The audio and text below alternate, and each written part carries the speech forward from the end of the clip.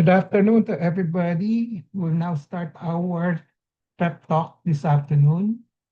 First of all, I'd like to welcome everybody to this pep talk. Please mute yourself, but always show your video pictures. Sign in your name, your Facebook account, or email address in the chat box. Please include the names of companions attending with you. Use the chat box to ask questions and make comments while the pep talk is on. There'll be group pictures at the start and end of the pep talk, so please show your faces in the video. Reminder after the pep talk is to take the online learning cum evaluation test exercise or OLETE for mastery of learning and have a perfect score to get a certificate like the one shown here. I have placed the link in the chat box. Another reminder, obtaining 25 OLETE certificates would entitle one mentee to a voucher for a RO Hoson medical consultation, either face-to-face or telemedica.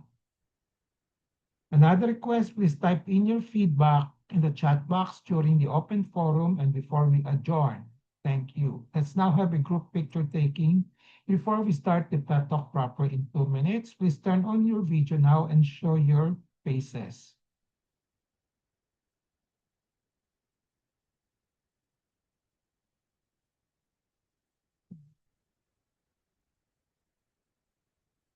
Okay, ready? Set. 1, 2, 1. Nawala. Nawala yung iba. Okay. 1, 2, 3.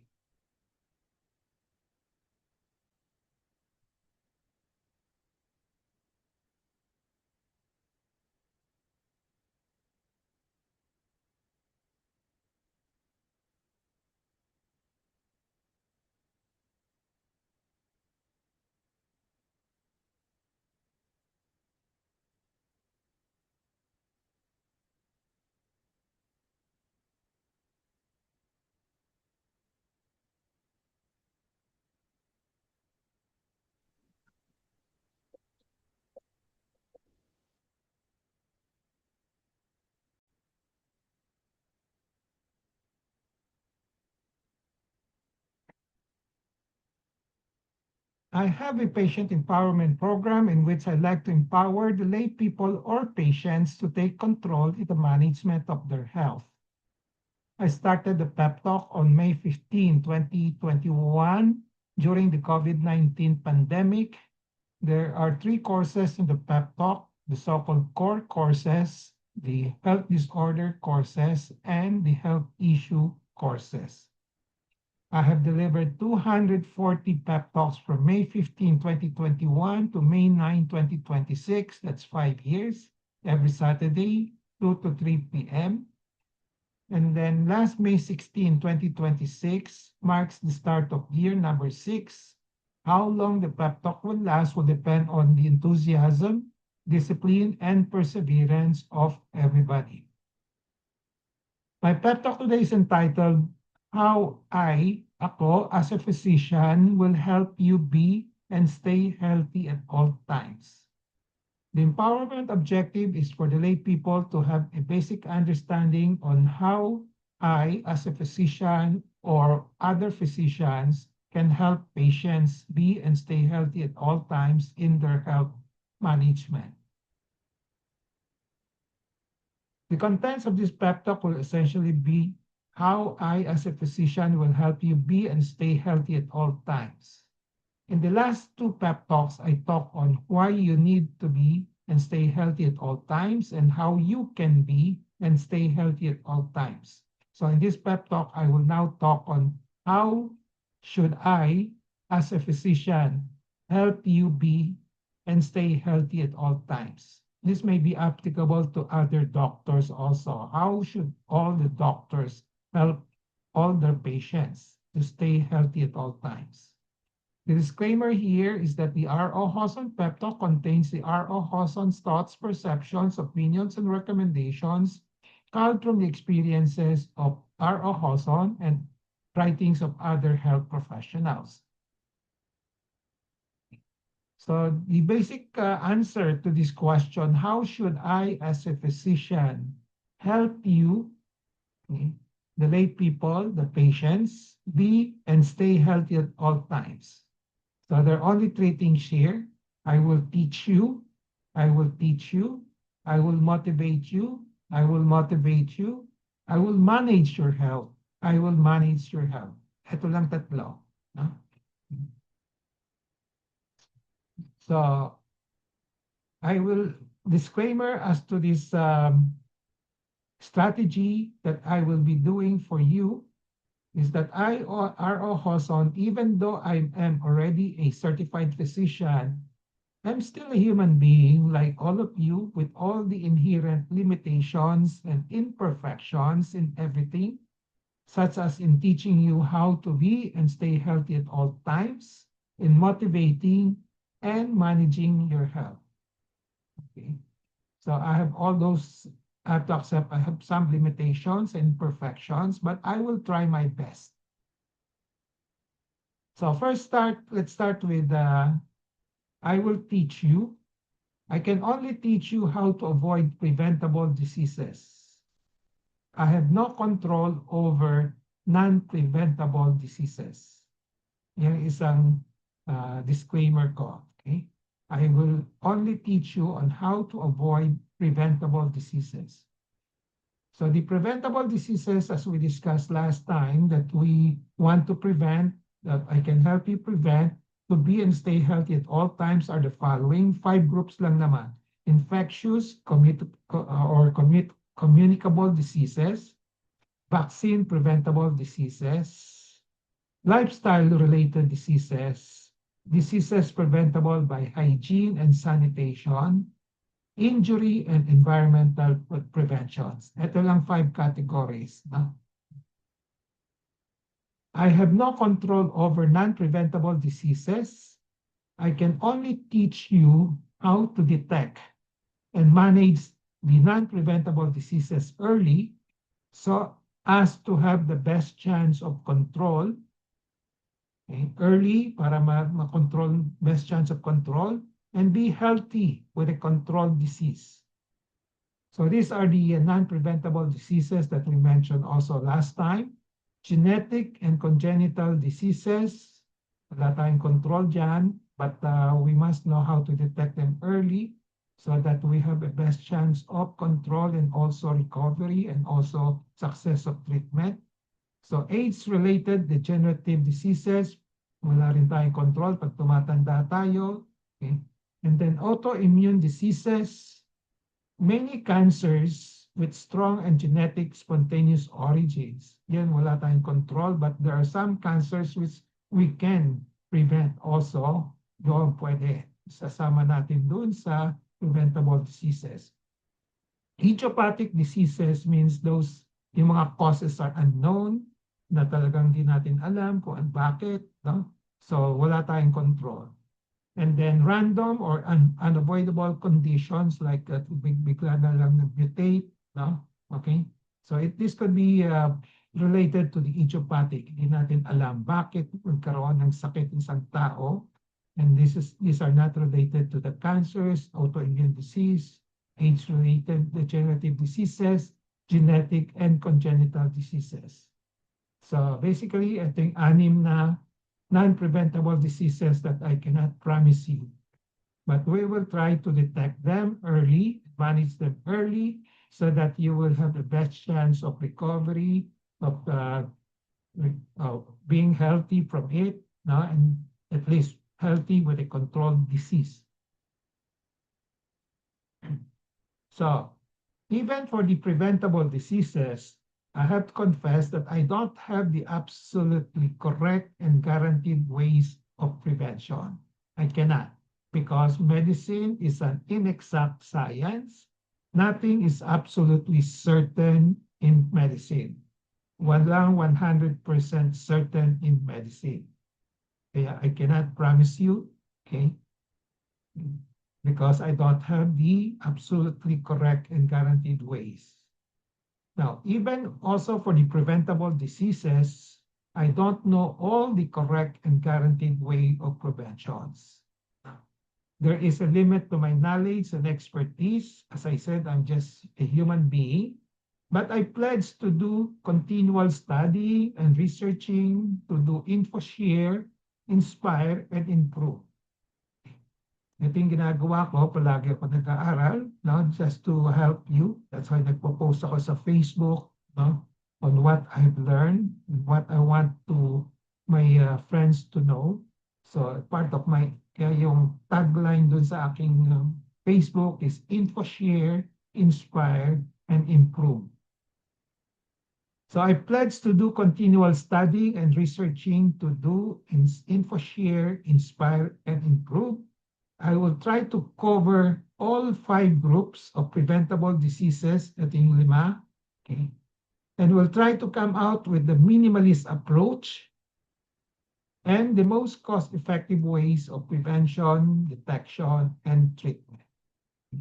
So I will try to go for minimalist approach rather than the maximalist approach. And yung pinaka cost-effective, pinaka we can get the best result with the low cost, with the least expense.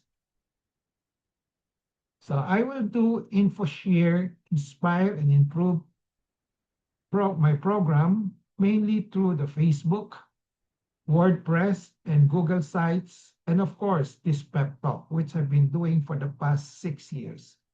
I will also teach during medical consultation, pag may pumupunta sa aking pasyente, sa clinic, I also do this teaching, and also during telemedical, I also do teaching, telemedical consultation.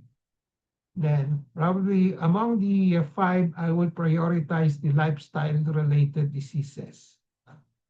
Or probably yung kasama na itong disease preventable by hygiene, sanitation, medyo madali-dali lang itong konti, injury, environmental prevention.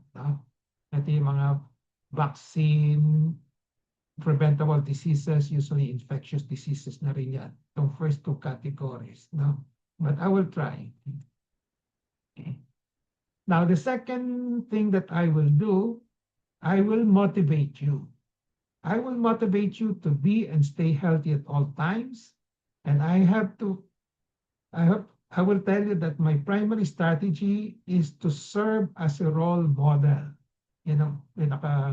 Biggest strategy ko, to serve as a role model and be a living example and to show you what I do to be and stay healthy at all times. I hope I can inspire you with my role modeling. So examples of my regimen to be and stay healthy at all times, which I've been doing for the past 77 years, but not all those years. Okay, but at least for the past 10 years. Okay, I've been doing healthy lifestyle, regular exercises, and Weight Watchers.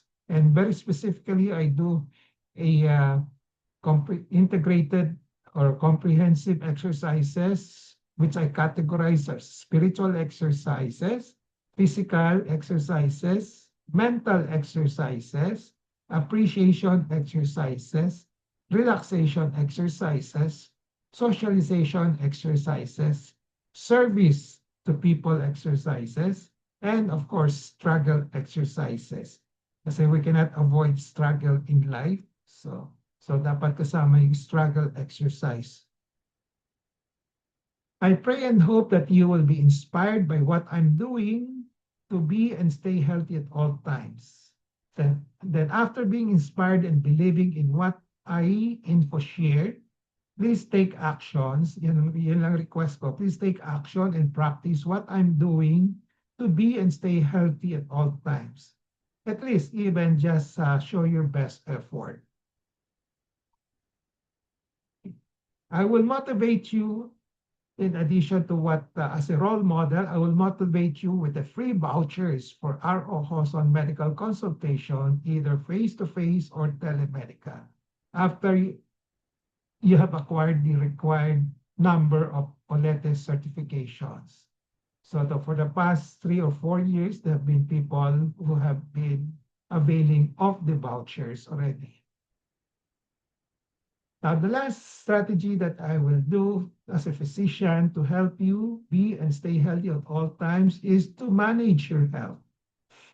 Essentially, this will be in terms of I will serve as your family physician or medical advisor, aside from being a surgeon, because I'm basically a surgeon, to manage your health. That is, if you will allow me to enable you, kayo, or even your family members, isama na ninyo, to be and stay healthy at all times.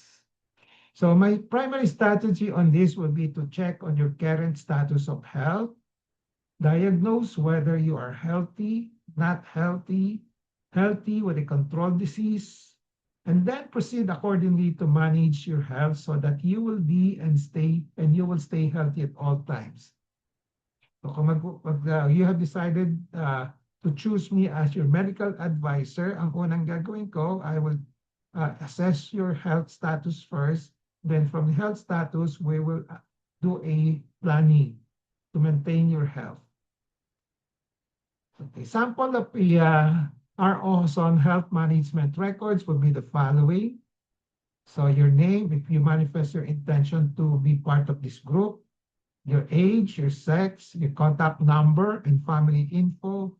Then I will ask you, do you want me to be your family physician or medical advisor to promote your health? Yes, kung kayo lang, o kung gusto niyo isama niyo yung pamilya ninyo, pwede rin.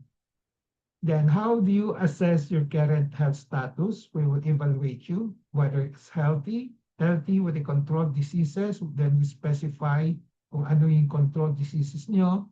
Then if it's unhealthy, we will also specify or what they are, anong reasons bakit kayo unhealthy. Then after that, I will give a prescription of a regimen for a health management inclusive of monitoring system. A monitoring system which we will do for life as long as I'm still alive. If you agree for me to be your family physician or medical advisor to promote your health, our goals will be for you, number one, basically our goals will be for you to be healthy and then to stay healthy, avoiding a preventable disease. So I have to emphasize that avoiding a preventable disease, hindi ko pinapangako yung non-preventable disease, in which the body, mind, and daily functioning are working well enough for you to live effectively and adapt to life demands and struggle. And in such a manner that we will do it continuously, constantly, without stopping, and always. So with discipline and perseverance, dapat. Okay, on your part and on my part. Okay, because this will be a mutual agreement. I will be using the following key ways to prevent preventable diseases as well as to control or reverse current preventable and treatable diseases if you have. Pero kayo current preventable, treatable diseases.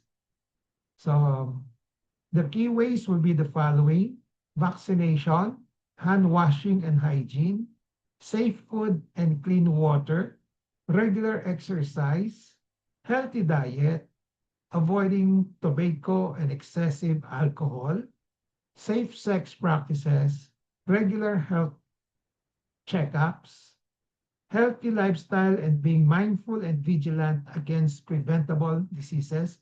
Palaging nasa isip na yung mga preventable diseases and then try to avoid them. Then we will also include all these others ways, being functional, palaging active, but with adequate rest, and then stress control, which we cannot avoid this in life, and then also relationship management with other people, with your family, with your friends, with your colleagues, which usually bring about a lot of stress. The main pillars on how you can be and stay healthy at all times will be the following: eat a balanced and sustainable diet. So the focus will be on vegetables and fruits daily, adequate proteins, okay, fish, meat, beans, and lean meat, whole grains and fiber, adequate water intake, limited ultra-processed foods, sugary drinks like soft drinks, and excessive salt. And they just add excessive oil also. So a practical rule to follow will be try to concentrate on mga plant-based foods and then eat in moderation and then avoid habitual overeating. Kung mag-overeat kayo, kung talagang hindi niyo ma-avoid, paminsan-minsan lang, no? Okay? But not as a habit. Exercise regularly. Aim for 150 minutes per week of moderate exercise, pwedeng brisk walking, cycling, swimming, and then plus idagdag niyo yung muscle strengthening exercise 2 to 3 times a week. Okay. And then sleep adequately. So we need about 7 to 9 hours of sleep per night. Good sleep hygiene can bring so this can be dictated by consistent sleep schedule. Pag regular schedule mo, let's say sa gabi 7 to 9, that's a good sleep hygiene. And then we also try to reduce yung mga late night screen exposure, like looking at the cell phones. Okay? And then also limiting caffeine late in the day. The fourth pillar will be to avoid harmful substances like smoking, vaping, alcohol, yung mga drugs, no? And then fifth one will be to maintain healthy body weight. Try to get to reach, compute your BMI, and then just yun lang, simple lang. Try to keep your BMI within the normal, your weight within the range, normal BMI. Avoid obesity and also yung overweight. And of course, on the other extreme, also avoid underweight. And then keep vaccination updated. There are some vaccines that we really need. And then practice preventive healthcare. So try to, pag meron kayong symptoms, no, kung na-observe ninyo, okay, huwag niyong patagalin kung kailangan magpatingin sa doktor. So do not wait until severe symptoms develop. Okay? So you have the leeway to observe initially, pero you should know when to stop the observation and seek a doctor's advice already. So you can have a regular screening by doing yung mga regular blood pressure monitoring, blood sugar, cholesterol, cancer screening, dental care, and eye exams. So as we all know, early detection often leads to better health outcomes. Manage stress and mental health. This is also important. So kung walang mental health, you are not we cannot say that you are physically fit. So try to avoid this chronic stress, like with the use of following, as this can affect your sleep, your blood pressure, immunity, eating behavior, relationships. So yung mga pwedeng gawin, exercise, hobbies, social connections, prayer, mindfulness, meditations, and counseling when needed. Then maintain social and intellectual activity, socialization, relationship management. So people tend to stay healthier when they maintain friendship and family ties, remain mentally active, continue palaging keep on learning. There's no such thing as the end of learning. Have meaningful activities or purpose. Then the last pillar will be practice safety and hygiene.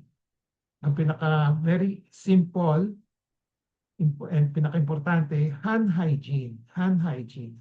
Palagi hugas ng kamay, na kahit na yung water lang. Kung wala kayong soap, at least the water will do. Safe food handling, seat belts and helmets for those traveling, and then sun protection for those who goes to the beaches, okay? Or even ngayon, intense ang heat ngayon, so try to have an umbrella or hat. Then, of course, avoid risky behavior like unsafe sex, etc. So the important principle on how you can and stay healthy at all times, just remember that health is usually the result of many small good habits. Practice consistently over the years rather than occasional extreme efforts. So importante dito, self-discipline and also perseverance. And also remember the pinaka-primary motivation. If you love your family, if you love yourself, you will maintain your health. So the most effective long-term strategy if you are yung health mo is unhealthy or nasa borderline, okay? So you want to come out with to become healthy. So do it in moderation first, konti-konti lang. And then, but do something that is sustainable, na tuloy-tuloy, na hindi nyo bibitawan. And then look for yung mga lifestyle habits that are maraming nakapublish sa internet, sa Facebook, no? Marami dyan, pero yung iba scam. Okay? So you have to know which one are the correct one, which one are the valid ones, no? And also look for those which are minimalist na lang. Okay, maraming pinapublish na pwedeng gawin, pero pwedeng hindi naman din gawin. No? So go for the minimalist lifestyle habits. So the real goal is not to be perfect health forever, which we cannot really achieve that. No? So the more practical goals will be maintain your best possible health as long as possible. Okay? Then prevent avoidable disease. Then, kung yung mga may sakit na may karoon kayo ng sakit, unfortunately, whether avoidable or not avoidable, detect them early enough and then consult a doctor right away and have them treated right away. And then, of course, to keep yourself healthy and always on the go, preserve your function and quality of life as long as possible. Kaya dapat stay as much as possible na nakakalakad kayo. The moment di na kayo makakalakad, no, that's a sign that crippled na tayo. No? So do it at all times, all of these 4 practical goals, continuously, constantly, without stopping, and always. We know that health is the foundation that allows us to live, to work, to think, to enjoy, and of course, to survive. Okay, so to live as long as possible. So when the body and mind are healthy, palaging kasama yung mental health nito, no? Health and body and mind. So people tend to function independently, hindi palaging nagmaasa sa iba, earn a living, care for the family, think clearly, recover from stress, and of course, enjoying life with less suffering.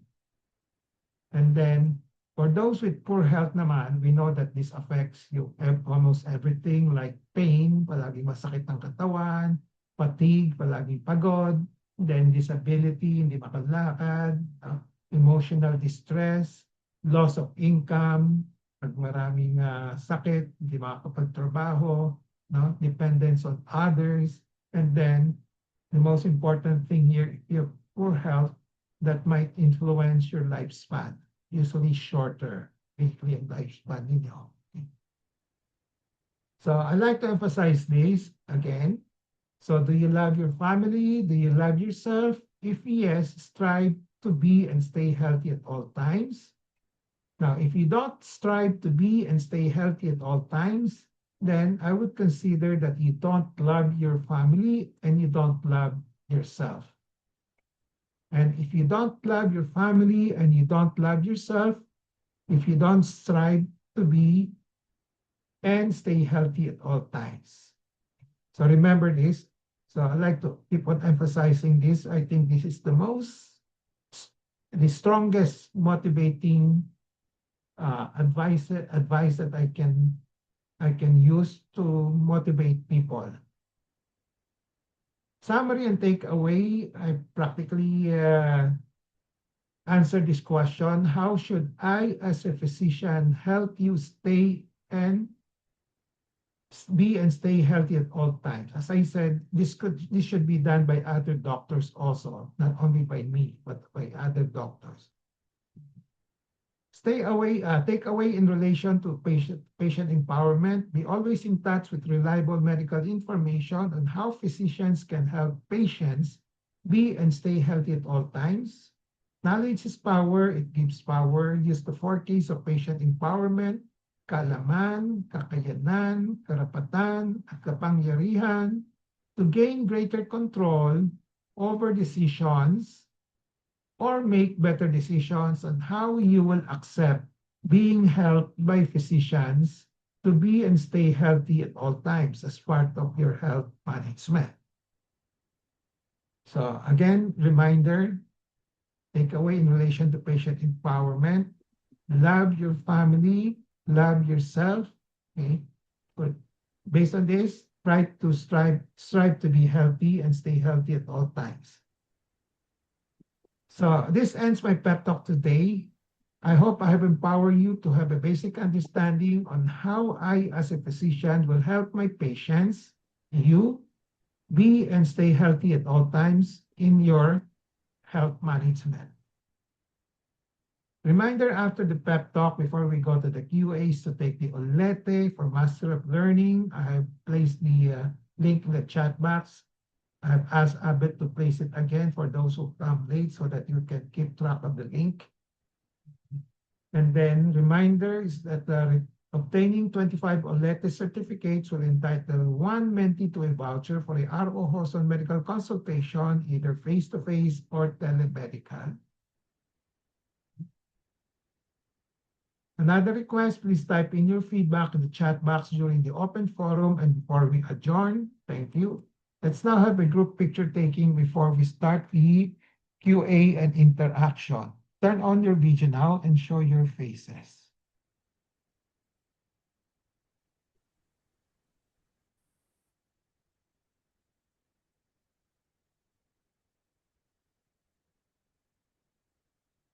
Okay, get set, ready, go.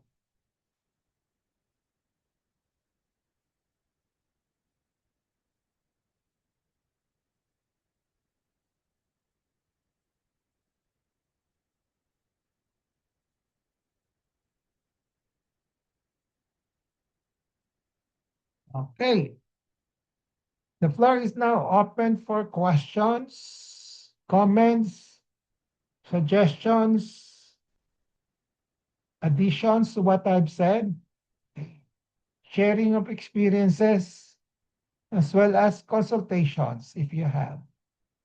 Okay. Anybody? Ang dali lang naman, di ba? That's what I promise you. I want to teach you, to motivate you, and to manage your health. Your health, no? Okay. So, may I ask, who wants me to be their medical advisor? Can I have a show of hands? Who wants me to be your medical advisor for you and your family? Wala. Si Susan. Okay. Sino pa? Ano, Doc? Medical advisors on how to stay healthy.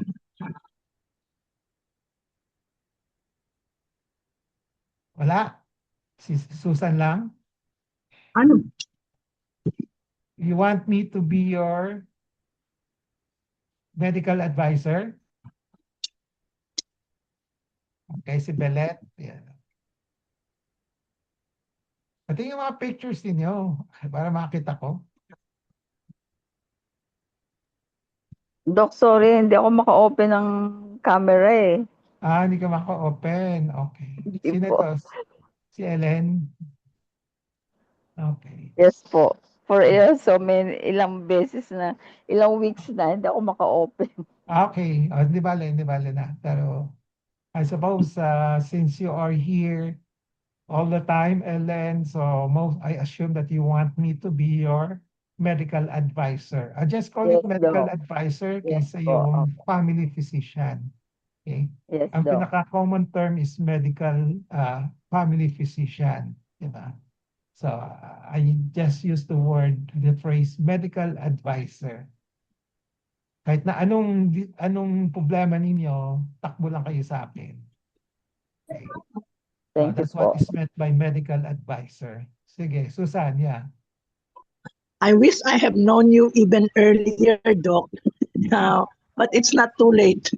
Not too I'm late. already, I'm already 77. But I've gone to different doctors. No, not really different. I've gone to an endocrinologist, a cardiologist, an internal medicine, and then I went to for my. I think specifically for my ano ba yon?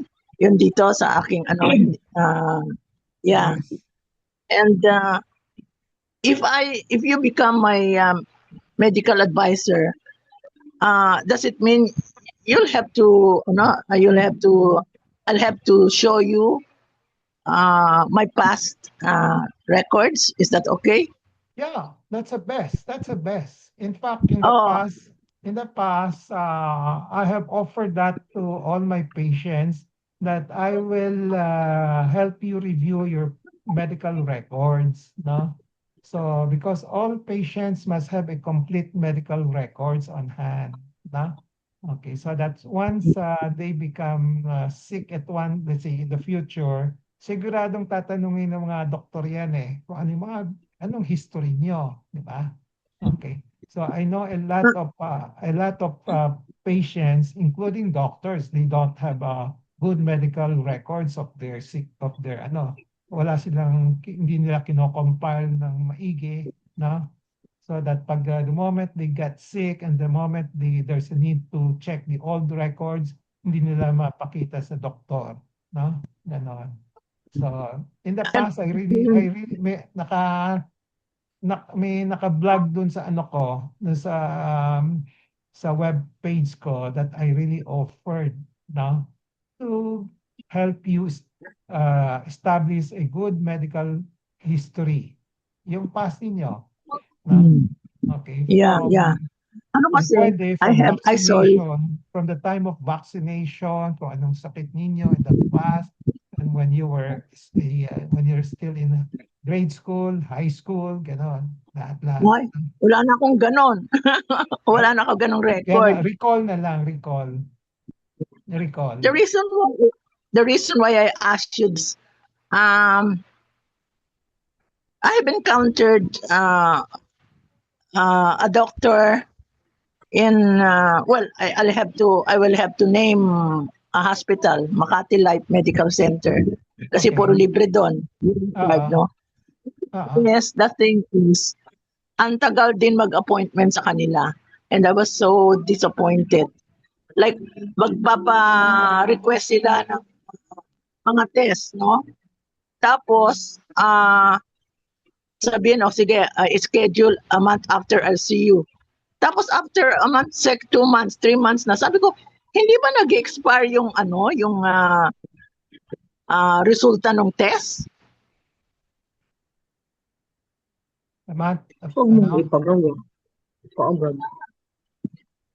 Ano, Doc? Tinatanong mo ako kung mag-expire? O tinatanong mo kasi, yung doktor? Hindi, ikaw. Kasi, yung doktor na sorry, endocrinologist siya doon. Siya yung, kapalit siya nung isa pang endocrinologist. Kaya sabi ko, ano to? Napa-schedule ako a month after. No? Okay. A month. Within a month. And then, biglang merong sa akin na hindi pala ako pwedeng makita sa July na. Pero, yung unang schedule is mga May.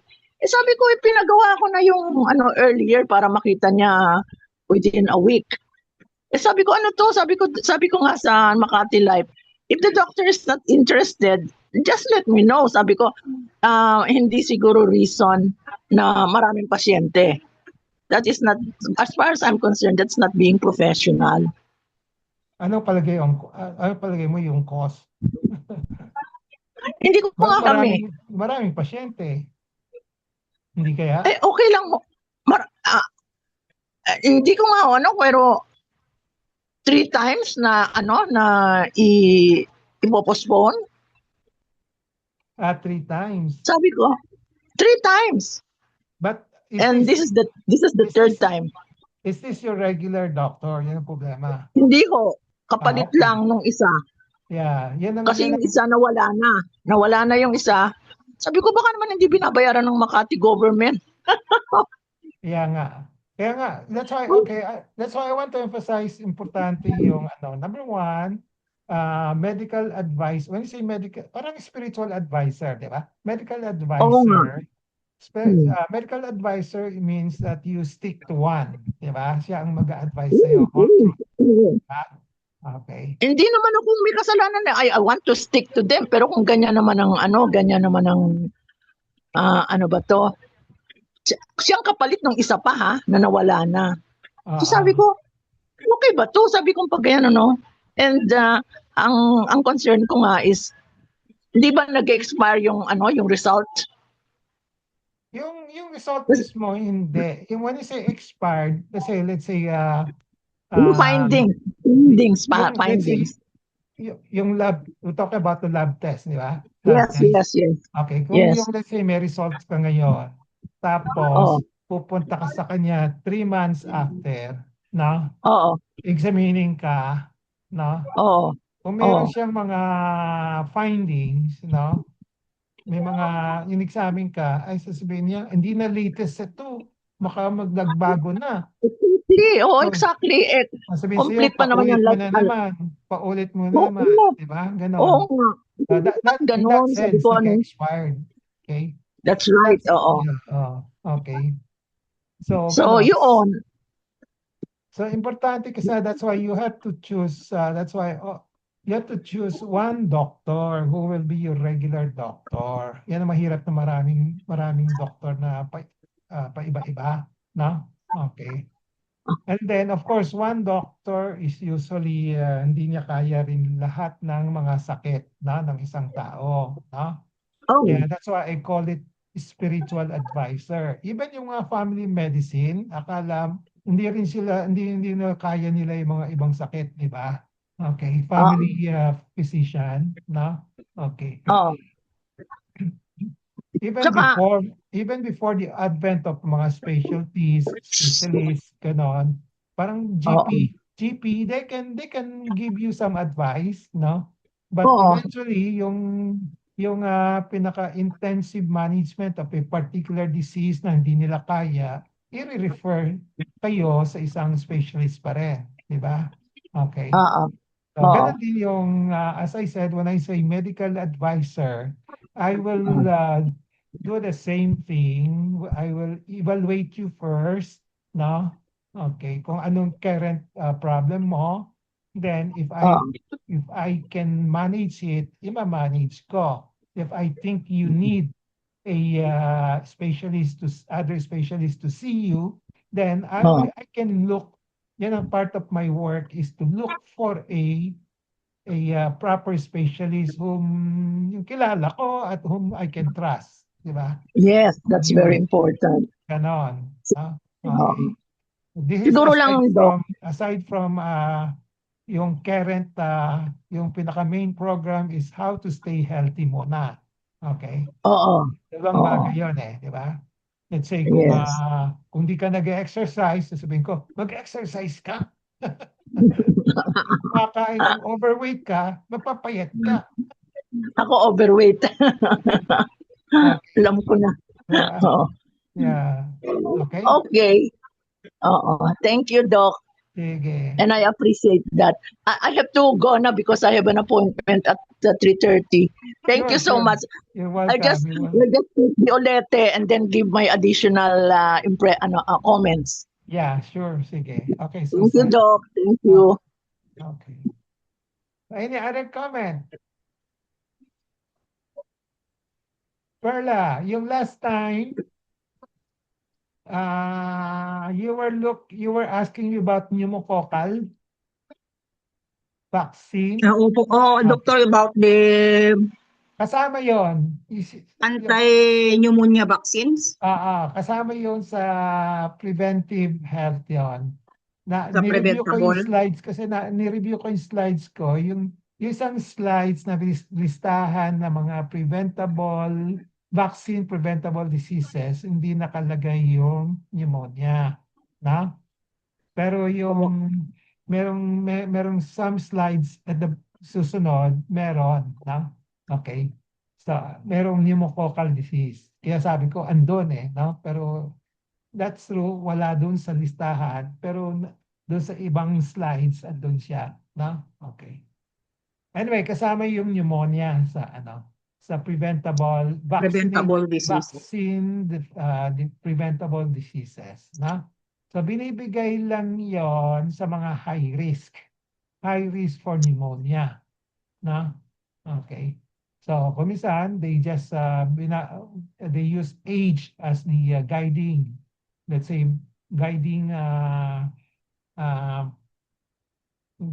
guidelines as to when to give. Parang sa bata, sa bata, baka 5 years and below, gano'n, no? So, bibigay nila ng vaccine, no?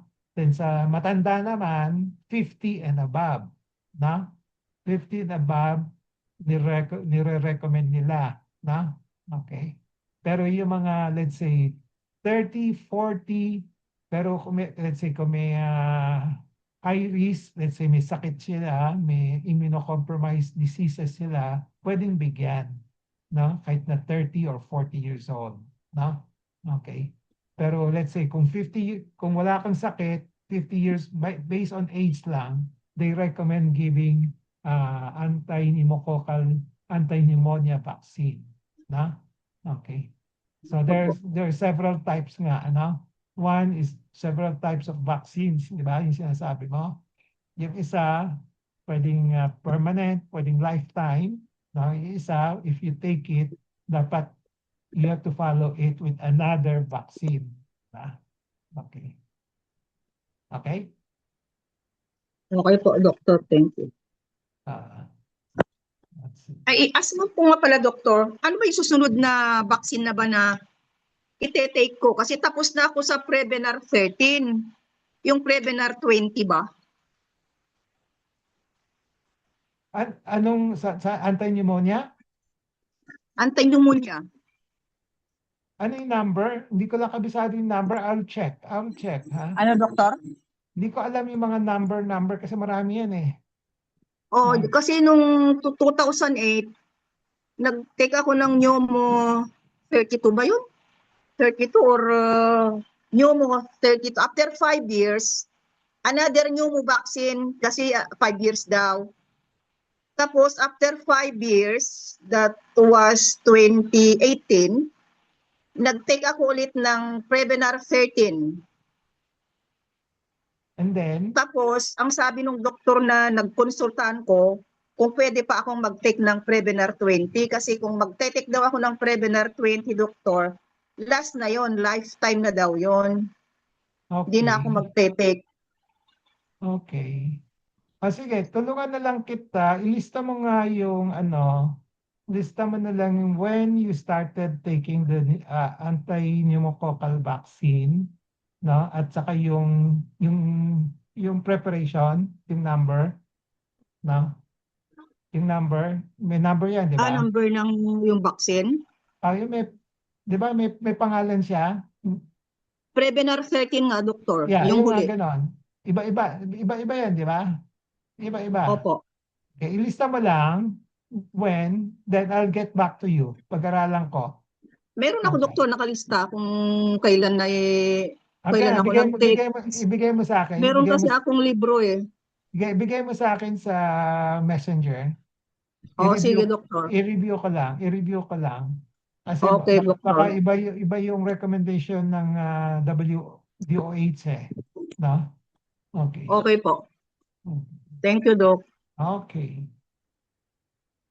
Any more? Any comment? Wala na. Annalyn, meron kang comment? Annalyn?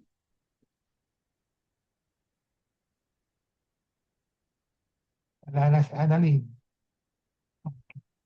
Po, Annalyn, kamusta ka na?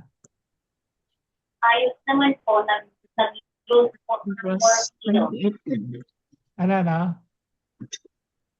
Nag-lose po ako ng 4 kilos. Hindi kita marinig? Hindi kita man. Ayos naman po, Dok. Simula nung sinabihan niyo po ako mag-diet, nag-lose po ako ng 4 kilos. Nag-diet ka. Okay.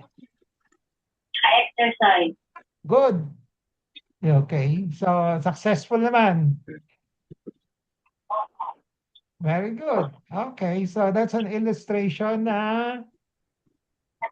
merong Tinanggal ko na po yung carbo. More protein na. more protein na. So, bumaksak na yung weight mo. Oh. Nasa normal BMI ka na? Normal Hindi pa po. Hindi pa. O, sige. Tuloy-tuloy pa. Try your best. Opo, kasi tumaas po yung sugar ko, 130. Okay. Sige. Exercise pa plus yung diet. Gano'n.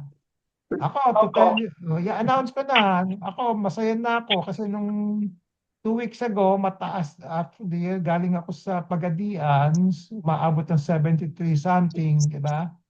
Ngayon, for the last 1 week and a half, ayun na, bumaba na, 72, less than 72 na. Okay, successful na ako.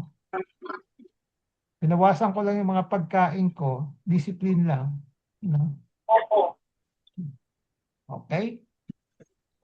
So, carbs, Salamat.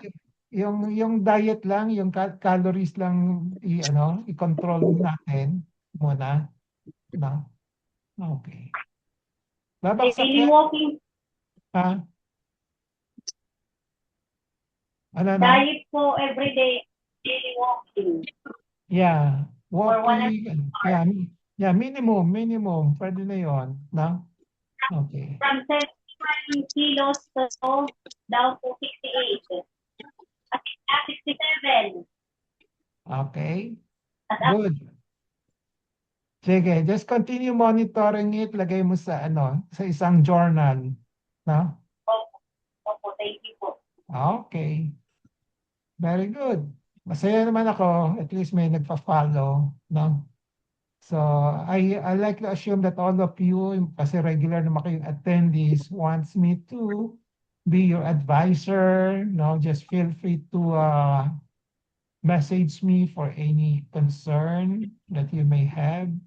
When I say advisor, kasama niyo yung mga kung meron kayong mga sakit, ibang sakit, sakit na kailangan ng ibang espesyalista, just tell me. I'll try to help you look for somebody, no? Opo, Okay. so. Okay. Okay, kung wala nang tanong, we'll call it a day. We'll see each other again next week, no? Okay. So next week, we'll be talking about PEP, yung Patient Empowerment Program na. Okay. So tapos na tayo yung first part na why you need to stay healthy, how you have to stay healthy, and how I as a physician will help you. No? Ngayon, ibabalik ko lang yung Patient Empowerment Program. Ididetalya ko. No? Okay.